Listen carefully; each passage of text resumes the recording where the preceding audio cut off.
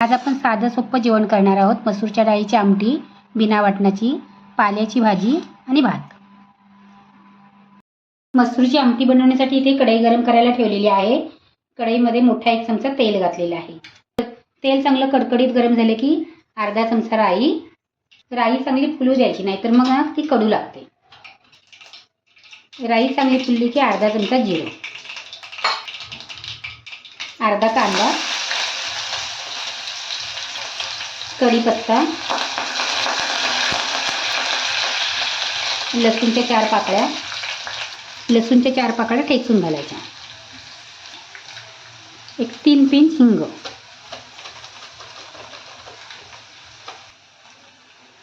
Mix करायचं. अर्धा चमचा आलं लसूणची पेस्ट, अर्धा चमचा हळद, 1 चमचा धना पावडर, 1/2 चमचा जिरे पावडर, 1 चमचा गरम मसाला, 3 चमचे घरचा लाल मसाला.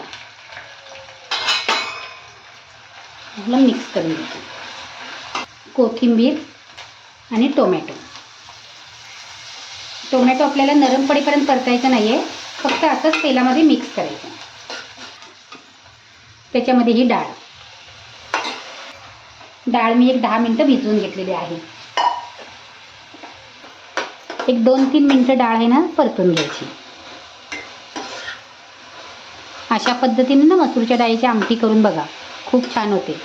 कोणत्याही वाटणाची ना याला गरज नाही या डाळीला. 1-2 मिनटं ही डाळ आहे ती मी परतून घेतलेली आहे. त्याच्यामध्ये पाणी घालायचं. थोडं पाणी घालायचं आणि डाळ शिजवून घ्यायची. चवीप्रमाणे मीठ घालायचं. थोडेसे आंबट म्हणून इथे मी चिंच घालते जराशी. कोकम घालायचं, तर माझ्याकडे इथे कोकम नाही म्हणून मी चिंच घातलेली आहे. आणि तुम्हाला जेवढी डाळ पाहिजे तेवढे तुम्ही इथे पाणी घालायचं. 5 मिनिटं याला शिजवून घ्यायची. डाळ आपली तयार झालेली आहे. तुम्हाला जेवढी घट्ट पातळ पाहिजे ना तेवढे तुम्ही याच्यामध्ये गरम पाणी घालून वाढवायची. वरून कोथिंबीर घालायची आणि गॅस बंद करायची. पाल्याची भाजी आहे ना पहिली स्वच्छ धुवायची आणि भरडी चिरायची आहे. जास्त बारीक चिरायची नाही, अशी जाडी भरडी चिरायची. आणि कोणतीही पालेभाजी आहे ना ती आधी धुवायची आणि नंतर चिरायची. जाडी भरडी चिरल्याने भाजी चवीला खूप छान होते. पाल्याची भाजी बनवण्यासाठी कढई गरम करायला ठेवलेली आहे. 1 चमचा तेल घालायचं. तेल गरम झाले की कांदा घालायचा. 7 ते 8 लसूणच्या पाकळ्या. जसं तुम्हाला तिखट पाहिजे ना त्याप्रमाणे हिरव्या मिरच्या घालायच्या. 3 हिरव्या मिरच्या. आणि कांदा नरम पडेपर्यंत याला परतून घ्यायचा. लसूण जरा जास्त घालायची. लसूणचा मस्त सुवास येतो आणि भाजी मग चवीला चांगली लागते. त्याच्यामध्ये भाजी घालायची. तिला मिक्स करून घ्यायची. मध्ये लगेच मीठ घातल्याने भाजीला पाणी सुटतं. पण भाजी पहिली आहे ना तरसून द्यायची, नंतर मीठ घालायचं.